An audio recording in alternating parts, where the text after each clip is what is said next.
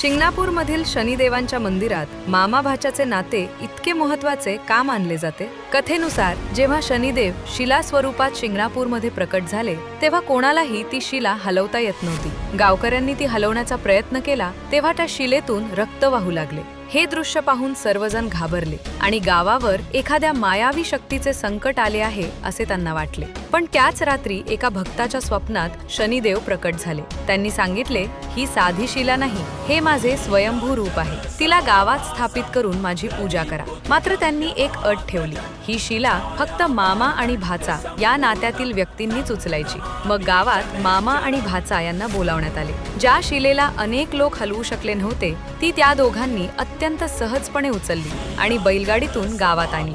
मामा भाच्याचे नाते हे स्वार्थरहित प्रेमाचे प्रतीक आहे. म्हणूनच शनिदेवांना हे नाते विशेष प्रिय मानले जाते. अशी ही मान्यता आहे, जर साडेसाती किंवा शनी दोषाच्या काळात मामा किंवा भाच्यासोबत शनिदेवांचे दर्शन घेतले तर शनीचा प्रभाव कमी होतो आणि त्यांची कृपा लाभते.